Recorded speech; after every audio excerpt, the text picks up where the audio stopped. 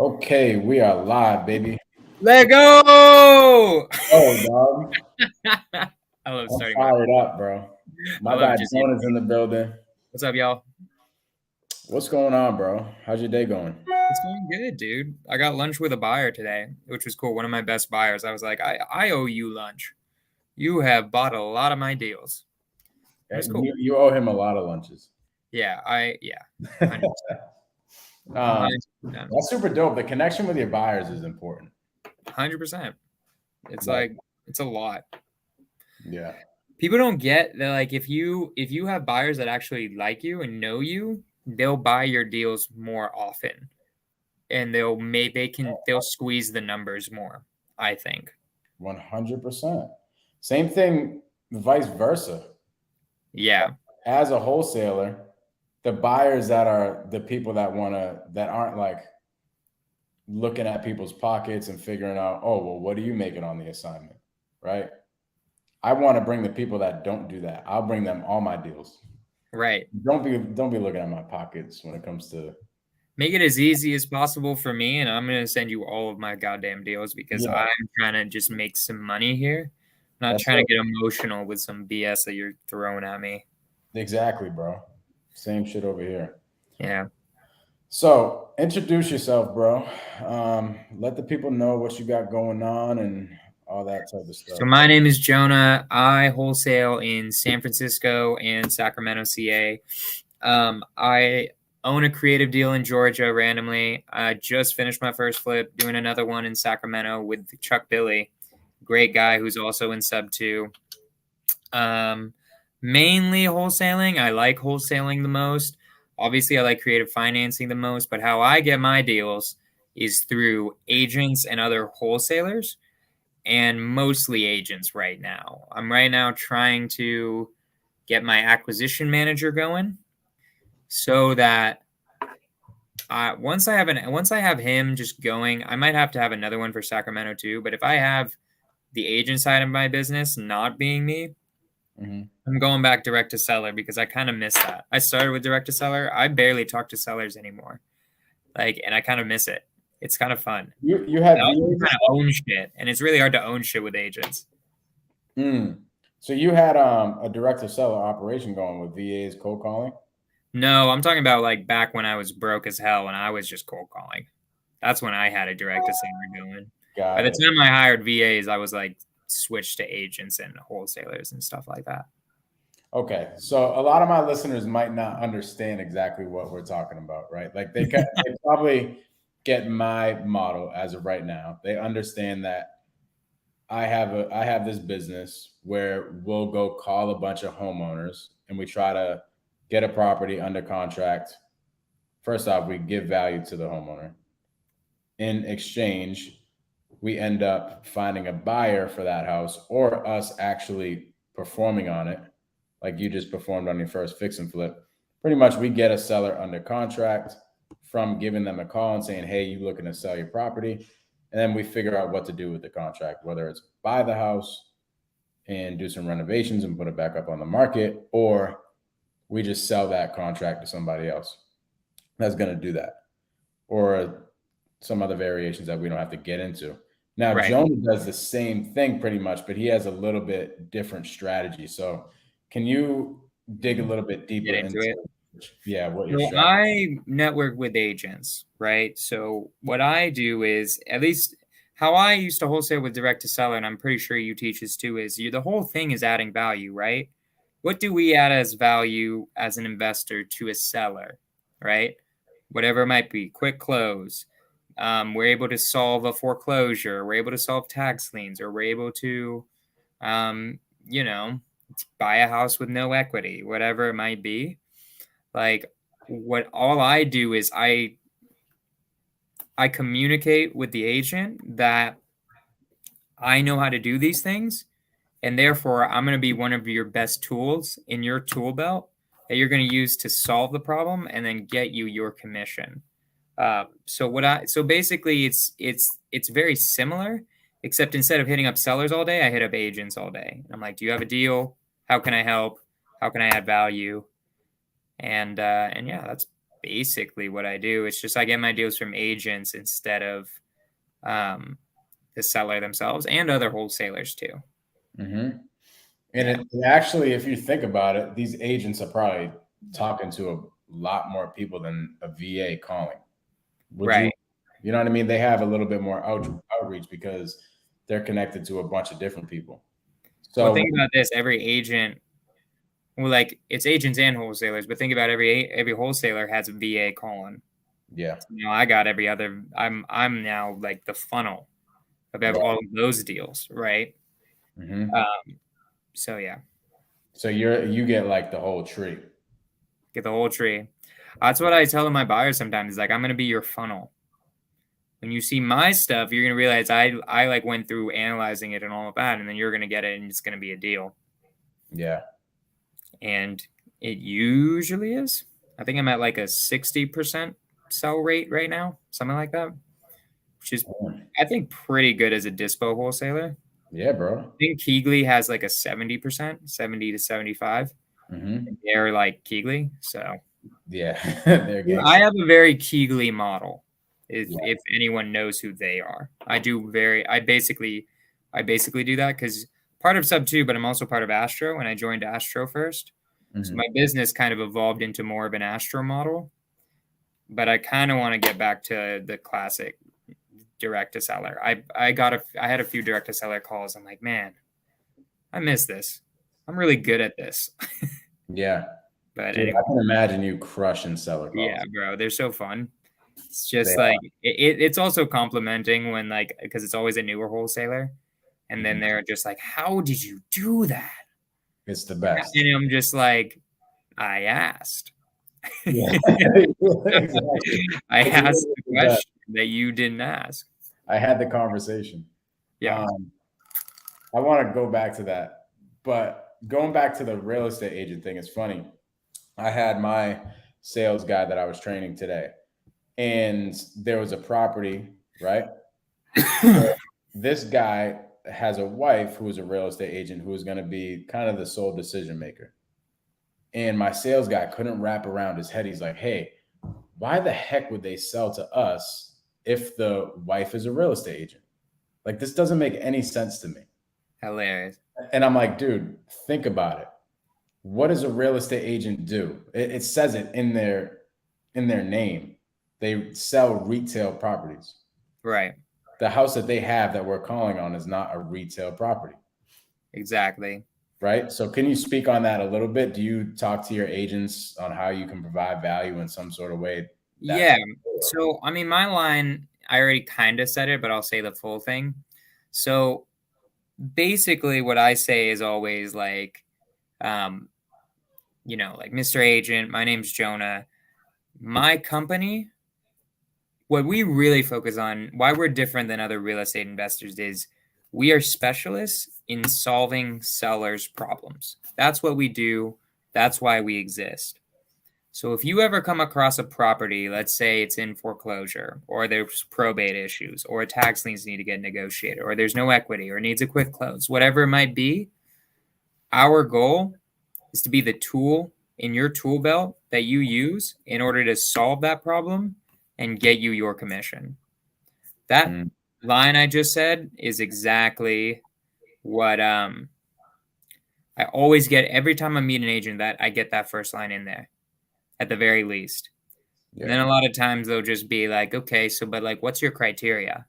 And then I'm like, I just said my criteria right there is that I'm looking for sellers' problems. And then but I might go into something like technically criteria would be like 75% of ARV or whatever the buy number is that I use.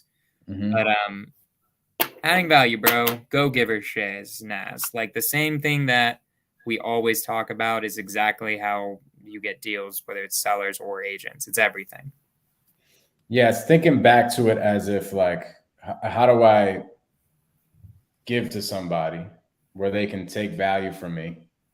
And obviously we got to get paid on these deals, but not thinking about it like, hey, I need to make money on this deal.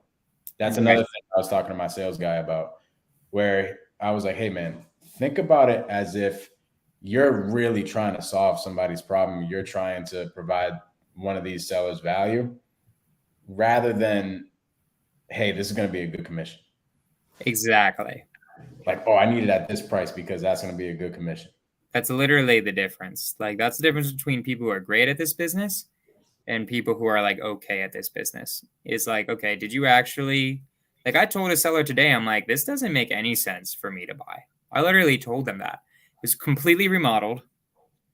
They just wanted the highest price and they didn't have any reason to take it over time. I was literally like, I don't understand why you're not listing this with an agent. And she's like, oh, just the agent I used last time was kind of bad. It's like, well, what if I give you an agent who's had over 30 years of experience in this specific area and sold one of my flips recently for an insane number? And they're like, okay, all right, we'll try that out. And then, I mean, that was literally today. So I don't know if if my realtor contacted her yet, but like, I'll make a little bit of money off that. I'll get like I'll get like somewhat of a referral fee. But like, I was just like, I'm not the right person. Why would I be the right person for this?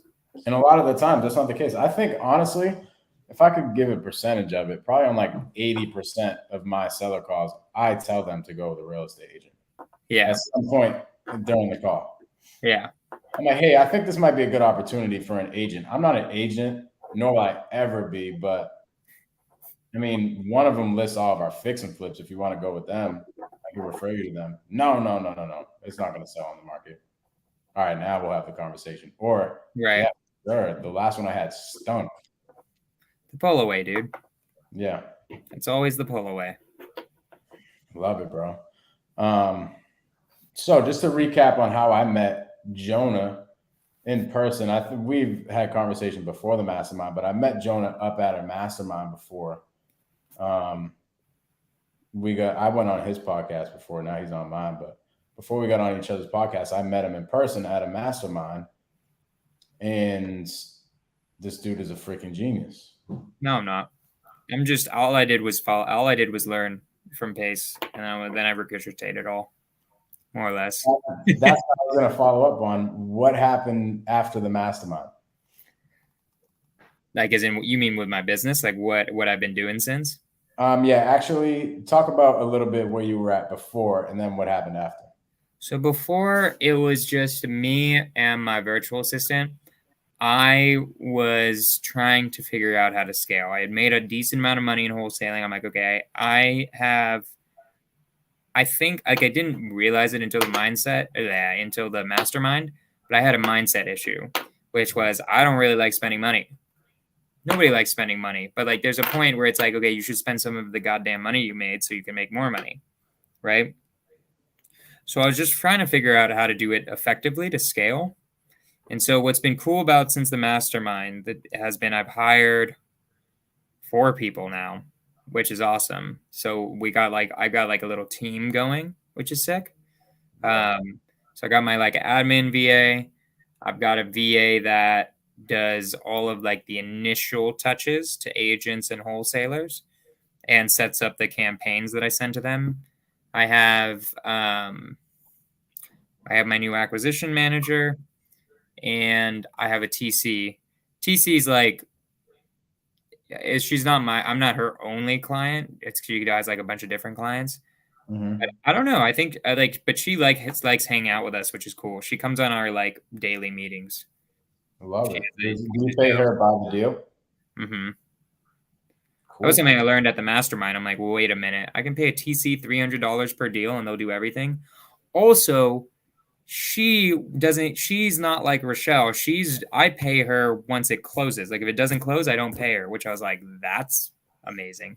Anyways, that's getting a little off topic, but once I learned that, I'm like, I think everyone should just have a TC. Like, this is just stupid. Like, I don't know why everybody doesn't have one. Like, once I learned that little trick. So you're not direct to seller, but is she locking up deals for you? Like, are you telling her, hey, I have a wholesaler, can you talk to them? And she's not that good. She just does the paperwork. She does the paperwork and she makes sure things get to the closing table, which works for me. And she makes sure EMD is in and that the buyers aren't screwing up. That's more her job. I don't need her. I don't need her to be like Rochelle closing sellers. I don't. That's like, I mean, that'd be great, but it's not necessary, in my opinion.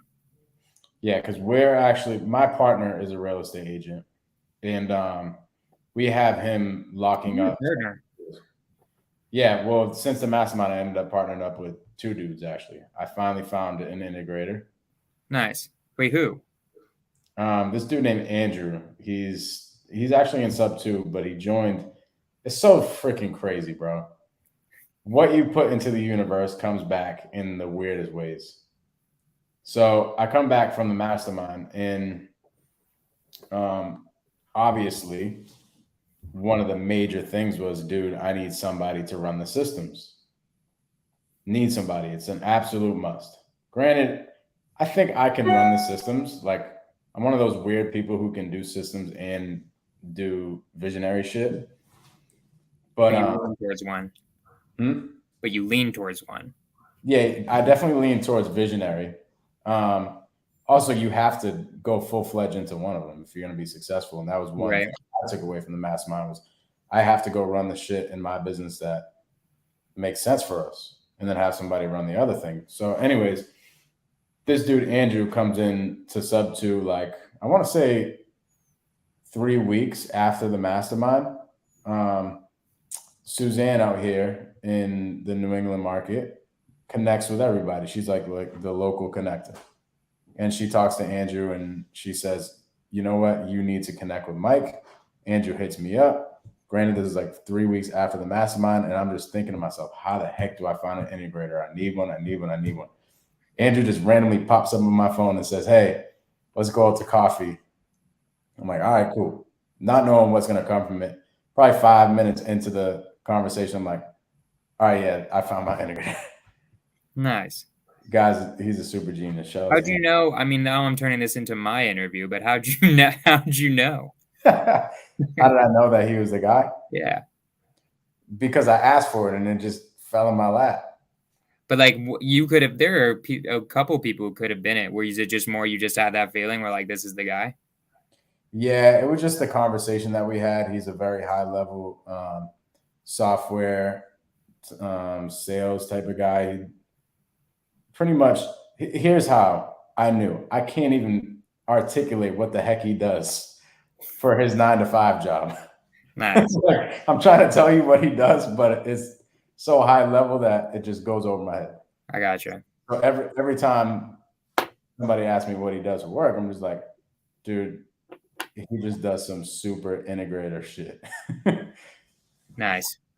But anyways, to go back more on your end, you ended up hiring pretty much a full team, and that came from a mindset issue that you had before getting next to high level people. 100%. That mastermind was sick. It was just also super fun. Yeah, we both started podcasts too. I mean, I bet your podcast has been super fun. Mine's been so goddamn fun. I've been just having a blast with it. It's the best part of my week. Yeah, it's one of the best parts of mine for sure. It's just like, oh, I get to just hang out with somebody who's dope and ask some questions and stuff. Yeah, that's what I do. I just learn from everybody on my podcast. Exactly. I'm just picking brains, but yeah, dude, it's pretty sick. I don't know. Podcasting is super fun. I don't know why everyone just doesn't have a podcast. Like, who cares? Who cares if it's just your mom and dad watching? I'm looking at my screen right now. I think this is the views on the YouTube Live. It legit says 0. That's okay. Who cares? Doesn't even matter, bro. I don't care. Mine has 2, and I'm like 95% sure it's my mom and my dad.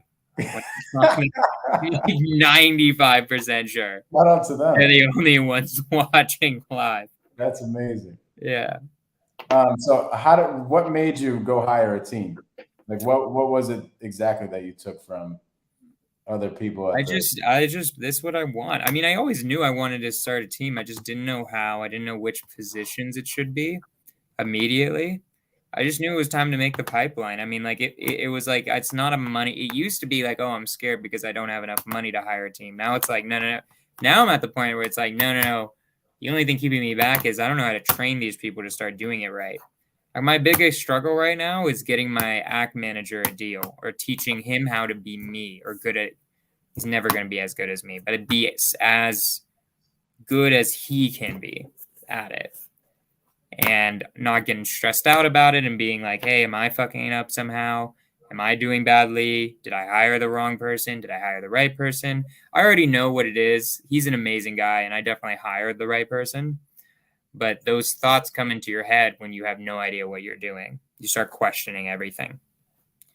So, yeah, that's my biggest struggle too, is like being like, man, I want to get this guy a deal.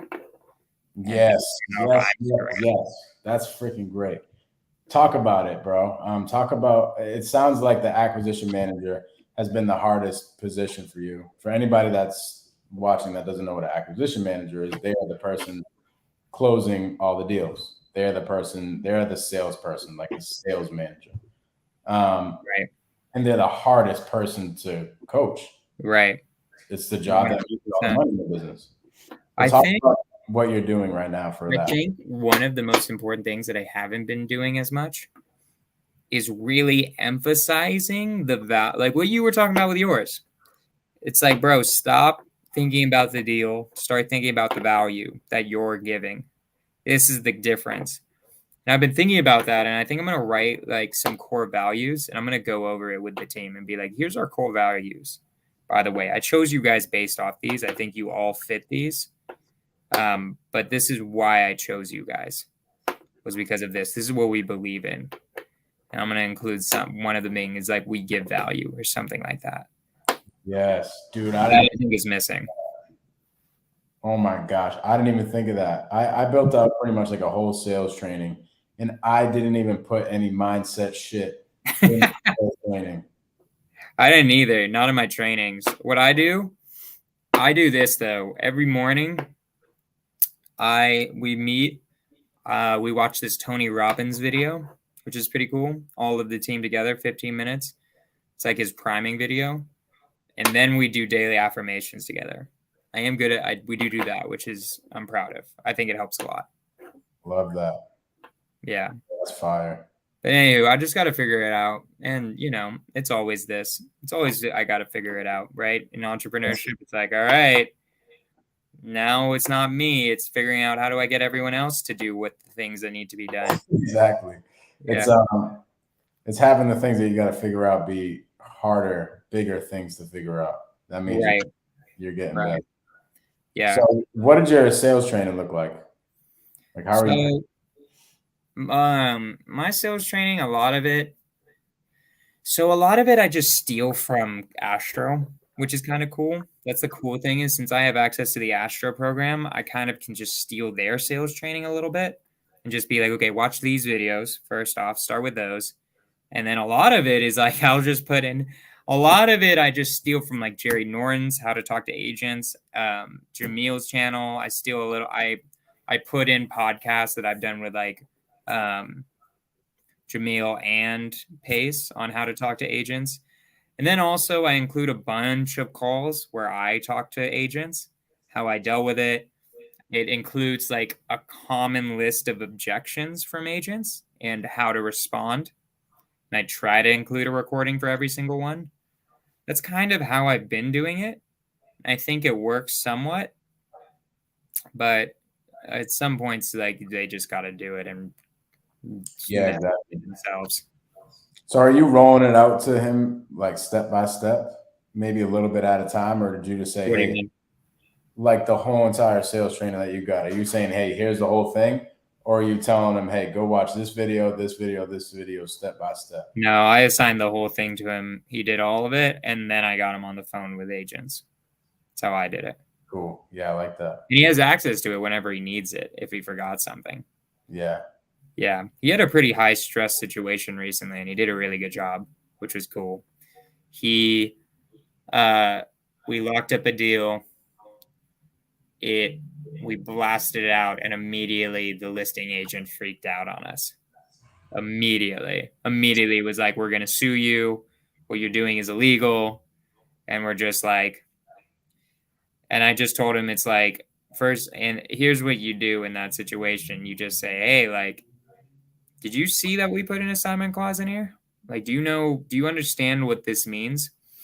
And then like, they're just like, oh yeah, but you can't like market the property. It's like, no, we're marketing the contract. So like, let me explain to you how this works. So like, there's a bunch of exit strategies we have. One of them is buying and holding, one of them is flipping, and one of them is wholesaling. So we do whatever it needs to make it happen in order to make money because we're real estate investors. And he did pretty good. He would like communicate that message. The agent was just crazy still and like cured us immediately and canceled the contract because it was like they it's a long story. We had 1 day to get in there and 3 out of 4 of the buyers couldn't make it at that point. And it was like they like kind of denied us inspection for a while. And then I didn't deposit EMD because I'm like, you just threatened to sue me. I'm not putting in the Bay Area, it's 3% of the purchase price is EMD. And this was a $3 million deal, so it would be $90K to put in as EMD. And I'm like, are you serious? Yeah, that's how it works here. It's pretty crazy. Like it's a crazy market. On every single property? Mm-hmm. On the market? Just anything with agents. Really? Yeah, it's nuts. So EMD can be like 50K here. That's 40K. Crazy, dude. What's cool though is when I ask for an assignment EMD, it's like 40 or 50K.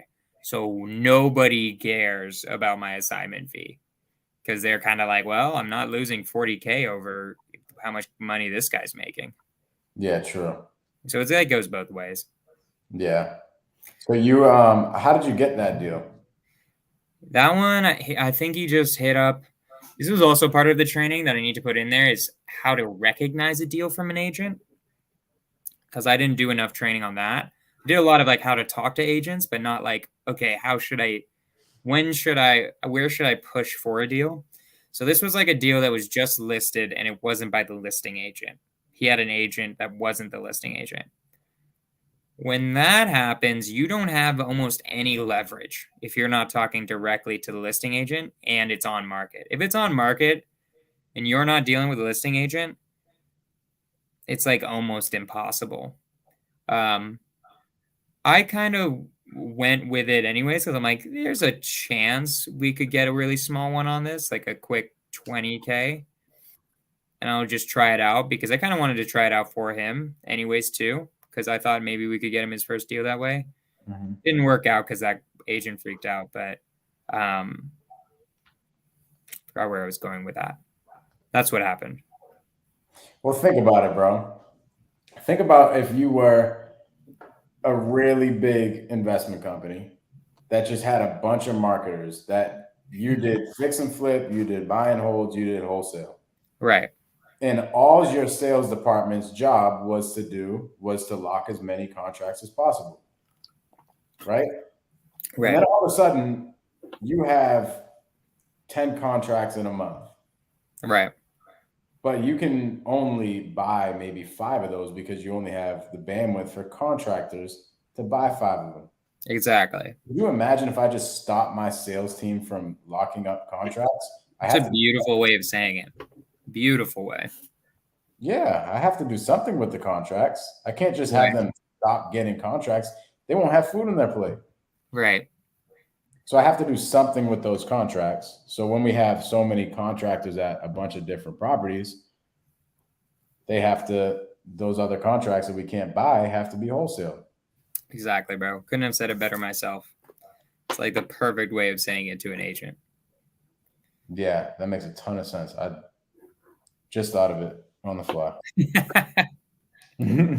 Why you're dope, dude. I'm stealing that. So talk about, you said you have a lot of mindset stuff that you do with your team. Talk about how that looks. You said you have one video. Yeah. So basically, it's just every morning we have a video. I'll put it. I know what you want me to put it in your. I can put stuff in the comments, right? Why not? I'll put the video in there.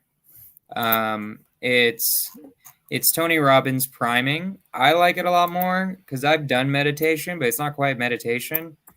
It's like breathing in and out really quickly, which I think does.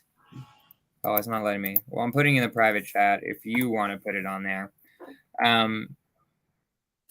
it's just a lot of priming, and like it's like breathing in and out really quickly is the beginning. That actually calms your sympathetic nervous system, I think. And then it gets into gratitude and all that stuff for 15 minutes. It's really cool. Has great music. Then we go together. We got some daily affirmations. I use Discord as kind of my Slack. Mm-hmm. And we just read those aloud together twice. And then we're like, all right, let's start the day. And that whole process takes about 20 minutes or so. And then after that, I just go into everything that needs to get done for the day for every single person. And then everybody does it. And this is every day? Every day. Dude, there are people out here that will be like, yeah, I hop on the team, even if they just have VAs. I'll hop on a call with my team maybe once a month. I don't understand how that's possible. How the hell does everyone know what to do? How do you do any quality control? Legit. Like, it doesn't even make sense to me. Like that, like I don't know. I just would expect if I was working for someone and they talked to me once a month, I'd just fuck around. Well, yeah, that's what the virtual assistants do. And then the investors would be like, well, hey, I don't think this virtual assistant thing works because I had them working for a month and they generated 2 leads. Yeah, dude, because they've been watching Netflix. People treat virtual assistants like they're robots. Yeah. I'm like, do you realize this is like an employee, like the same as anyone else? There's like a human there. Like it's just like 100%. with you. Like my hiring, I'm hiring another one who's just gonna find buyers all day, and like I'm going through interviews, and I'm like I do like 3 rounds of interviews. The first one is just kind of like a screening of like, wait a minute, should I have even interviewed in the first place? Like, and that'll just be like, oh, you just kind of suck, or like, okay, you're good enough to try second. In the second, I kind of go way more into their resume and like ask them like questions about how they deal with challenges and how they deal with when they screw up and things like that. Then the third round is just kind of I call him an administrative manager because administrative assistant he's way more than that, in my opinion. He kind of manages the other VAs also. So he does a 3rd round interview when I've like been like, okay, let's keep going. And that's just him kind of asking them questions and seeing if he likes them too. That's my process for hiring. Damn, that's kind of an in-depth process. Yeah. I want the best of the best, bro. If you're working for me, you're elite. I want you to be elite. I want you to be a go-giver. I want you so about my gratefulness and all of that. I don't want you. Yeah, I want the best of the best. So I'm willing to go pretty in depth to make sure it's the right person. Yeah, and you'd rather wait than just hire some knucklehead. Yeah, I'd rather have a hole in my business. Yeah, exactly. I'm with that. Yeah. So why did you implement the mindset stuff to your business? It's because when I implemented that for myself is when I had a business. If that makes sense. Before I had any mindset stuff, I was like just struggling and not really getting any deals. So once I started implementing mindset stuff to myself, that's when things started kicking off. So I knew the only way a team could be successful is through that. And also, I think it's rare. I don't think I've ever had a job that is willing to pay me for 30 minutes to just meditate and do shit like that and like do daily affirmations. Right. Like, no job ever was like first 30 minutes, let's just get our headset right. Could you imagine if the employees at McDonald's sat there?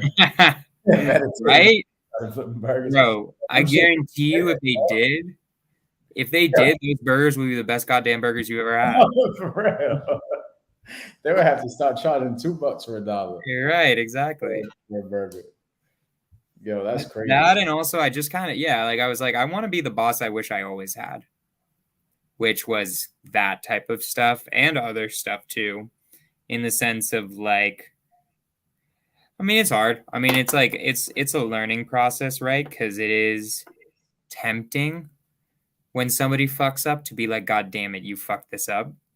It's really tempting.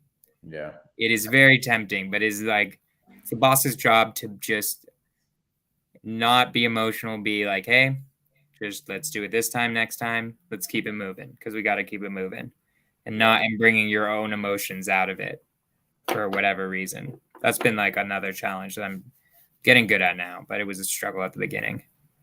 So how are you handling that now? Like, how do you go about when somebody messes up? Like, I mean, it's depends how much of a fuck up, right? Sometimes it's like a really big depends, right? Like one time my George, he is my administrative manager. He's kind of my integrator right now. Like I have him do a lot of integrator stuff and I throw so much at him. Like one time, because he kind of manages the VAs, none of my VAs had been hitting their goals yet. Like not even close. Like for like maybe like half, but that's okay. They were just starting.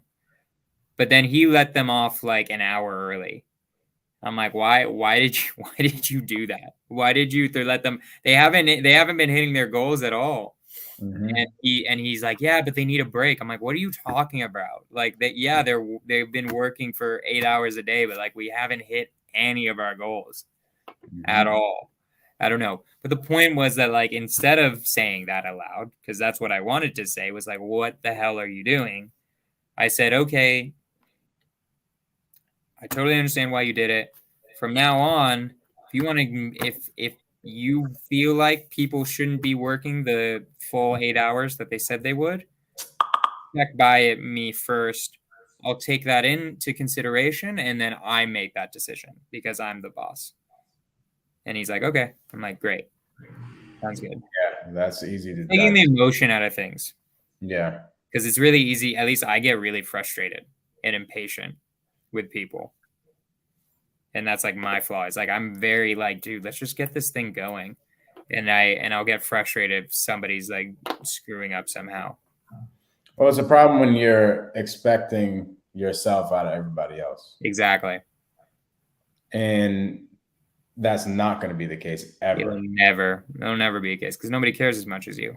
Yeah, hell no. That's why we make the money or the most amount of money. Exactly. Yeah. Well, what do you do for you as just a person, as Jonah, for mindset? Other than that, I would say the most mindset-y thing that I do every day.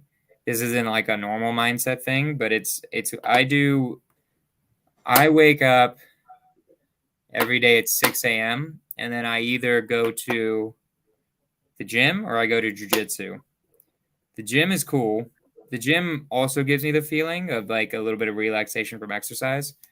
But jujitsu for me is like almost an hour of meditation because people think meditating is closing your eyes and not thinking about anything. But it's really more being present in that moment. That's more what meditation is.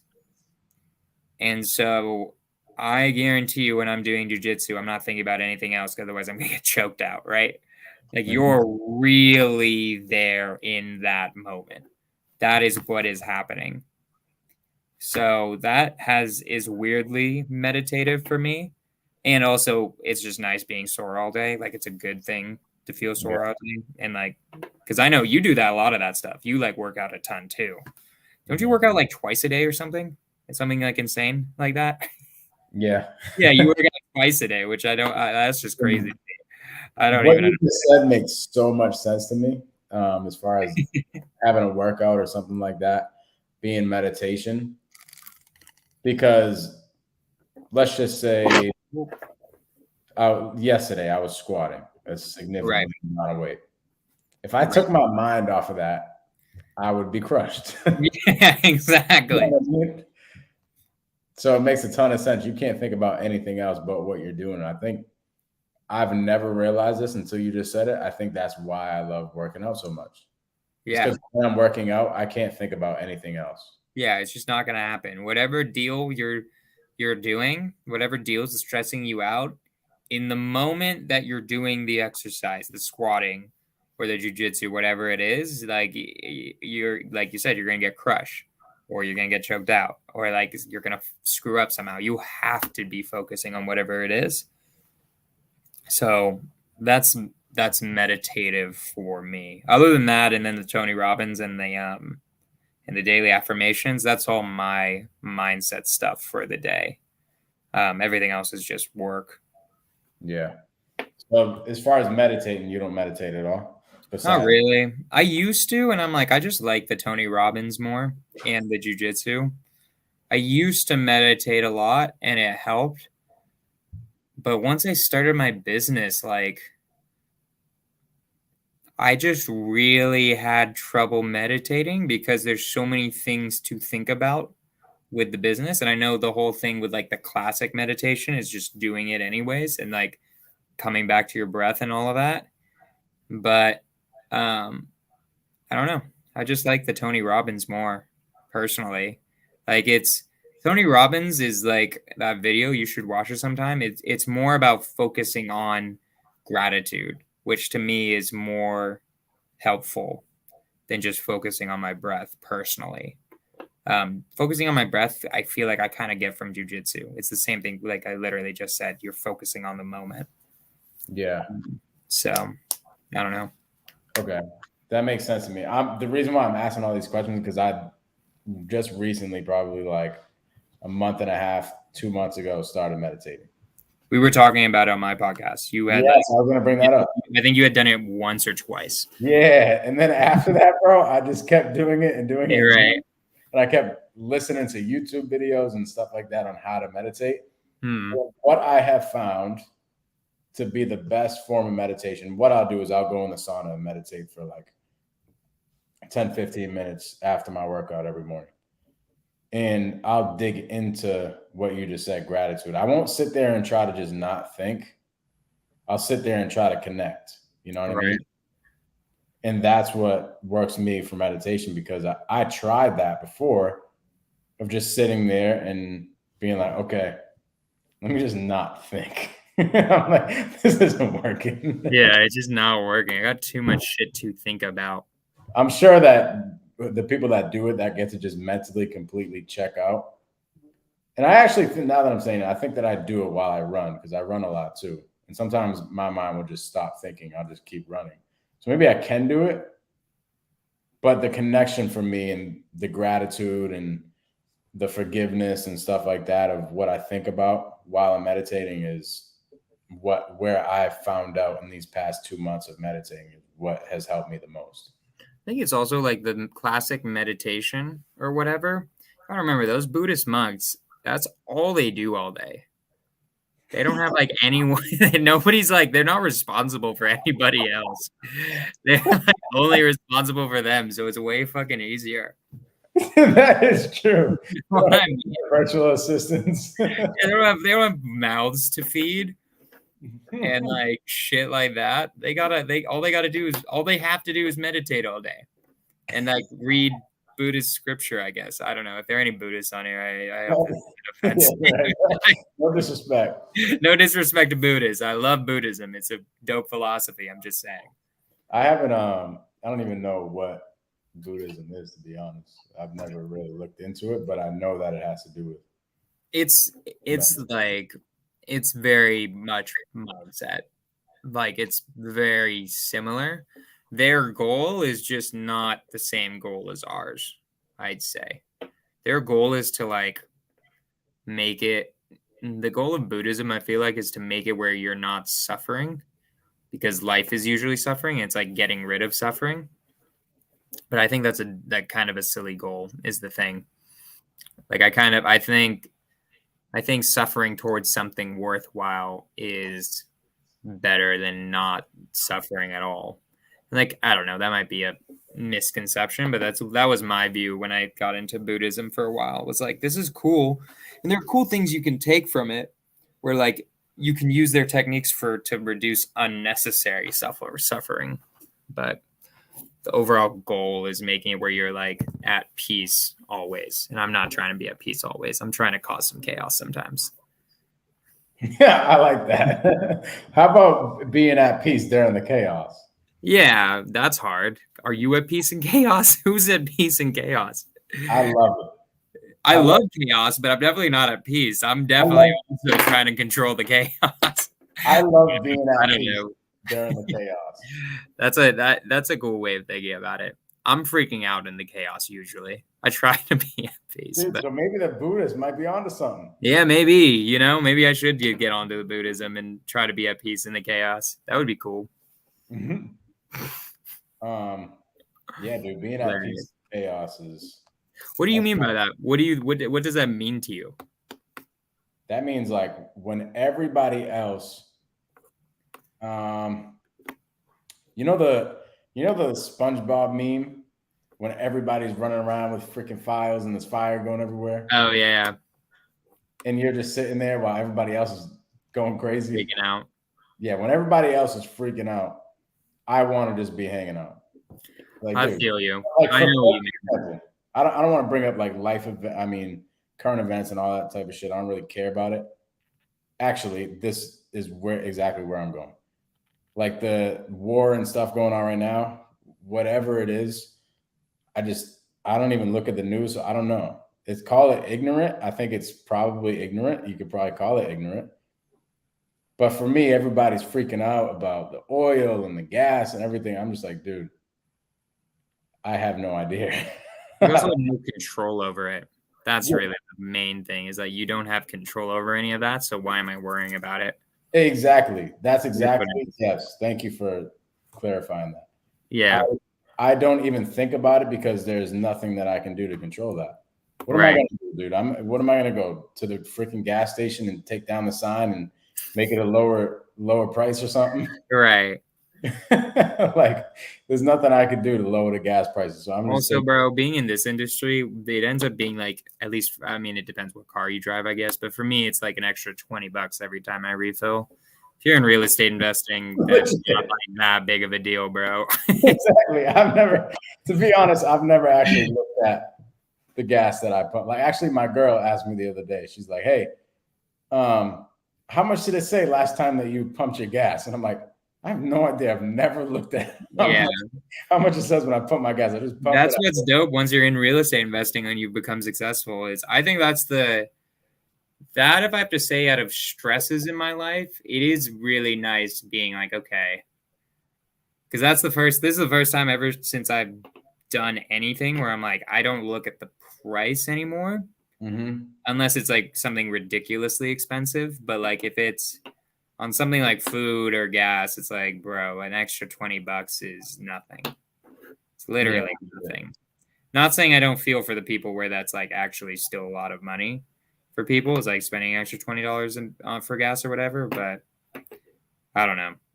I get what you mean though with the staying at peace in the chaos. What I do is I personally just put the facade on for the team and like everyone around me, and then I'm just freaking out on the inside. Yeah. That's what I do. Yeah. I'm like, I still freak out. I'm like, fuck. No, I hear you, bro. I mean, for that, I should humble myself because there was a point where I remember like maybe 5 years ago pumping my gas and I had to put like $7 in my gas tank.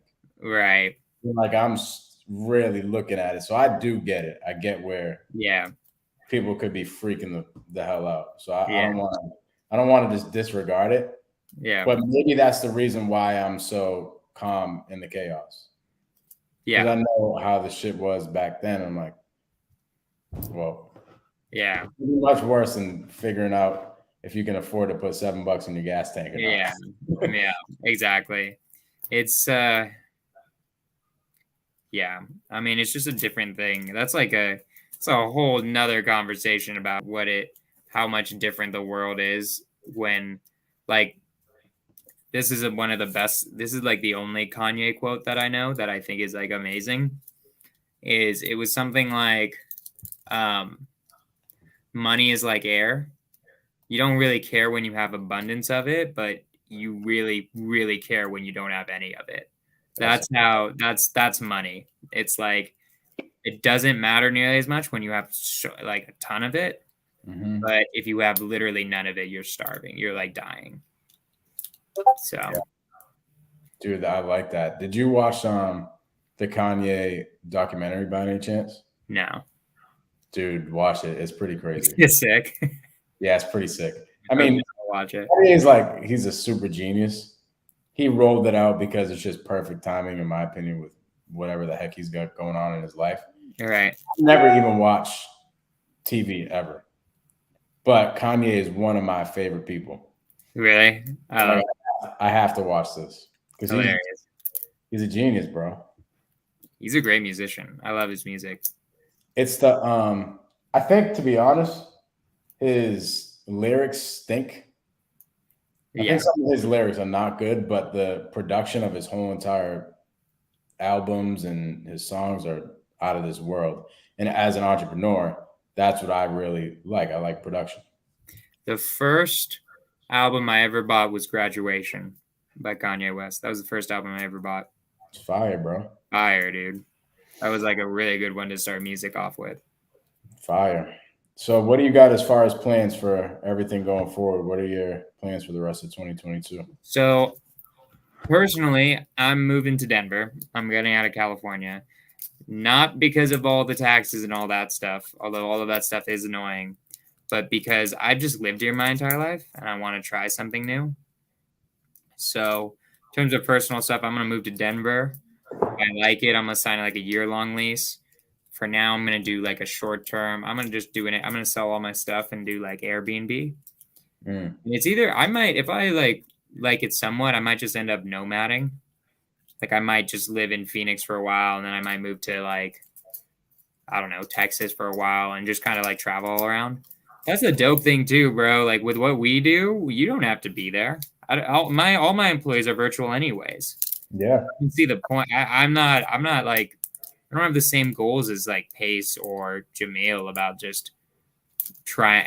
Like I do want to create an empire, but I don't need. I'm more focused on freedom than empire personally. I'd rather be free than like,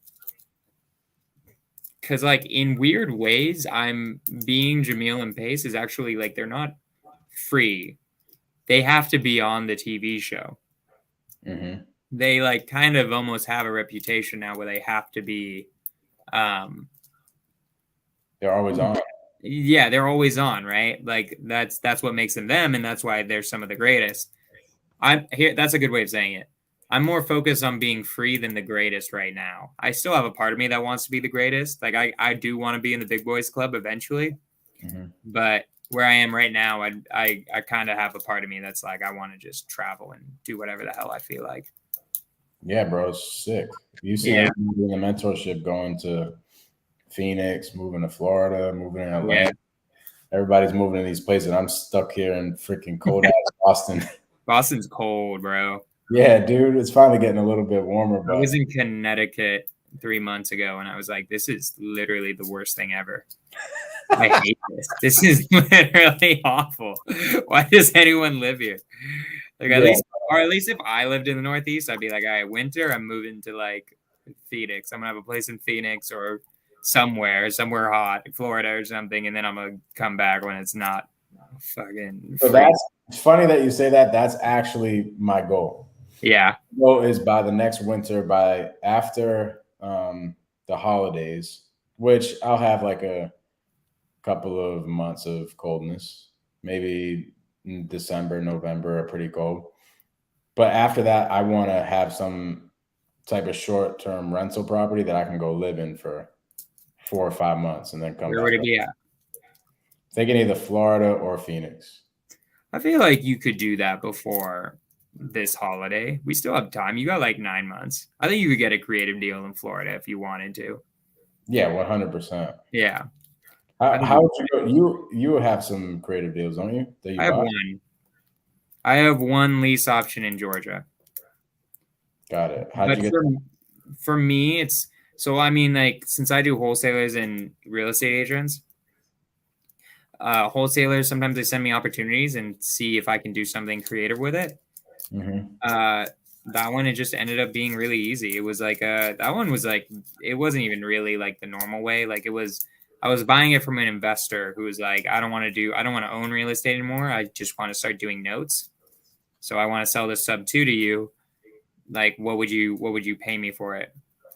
And I was like, I could pay you like 15K. He's like, all right, I'll take it. So I paid him 15K. I paid the wholesaler too much money. I paid him like 5K, and then closing costs, all that. I had a private money lender who covered that. So I paid like $925 on the mortgage. I paid the private money lender like $208, and since it's a lease option, it comes in at about like $1,500. So I'm like cash flowing $375, which is pretty cool. Nice, bro. Yeah, which is pretty chill. And because it's a lease option, I didn't do any maintenance. Yeah. So it's cool. It's cool. That's a pretty good return. Yeah. It's pretty solid for a rental. Yeah. It's Columbus, Georgia. Mm-hmm. So it's not crazy appreciation. Like this house I bought basically for $155. So it's not super valuable, but beginning. Yeah, so I just got to get out there and network with wholesalers that got some creative deals for me in those markets. Yeah, 100%. Just do the Alonzo method. I mean, why not? Or I mean, if you're doing where are you doing direct to seller? Boston? Yeah, just Boston. Yeah, just add Florida. I feel like that wouldn't be crazy hard to like for you to like hire another VA cold caller. Just hit some Florida lists as well, and just plug it into your system. Yeah. I mean, we're thinking about going virtual at some point, especially when we're getting to the point where we're going to start acquiring for a long time. What's your main exit strategy? Is it flipping and wholesaling? Yeah. Flipping, wholesaling, and novations. Those are my three bread and butters. Your cash flow or high cash. Yeah. Short-term stuff. I got you. I mean, my main bread and butter is wholesaling, right? Like I'm getting to the point. It's why I really want to go.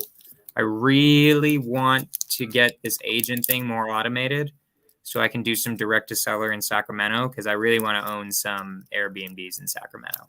I think that's the play, bro. I think the play is like build the beast, build your shit until it's a well-oiled machine until, let's just say you're like, hey, I want $100K a month, no matter what. Right. Let me get $100K a month, no matter what, in my direct to seller business, and then I can go have fun in whatever market that I want. And if that market is Sacramento, now I go do all the things in Sacramento that I want to do. Yeah, like I mean, I'm also like I'm virtual in Sacramento right now. That's why it's like I can the Sacramento. It's like I can do cash too. I can do literally everything in Sacramento, right? Like the Bay Area, these prices are so high that the only thing I could ever do are wraps, and it would still make me really nervous because if I screw up, like the mortgage payments. If you had a 0 down 0% seller financing deal on any of these houses in San Francisco, you're looking at like a $5,000 payment. Yeah. Like it's just like it's like Jesus Christ, guys. What are we even doing here?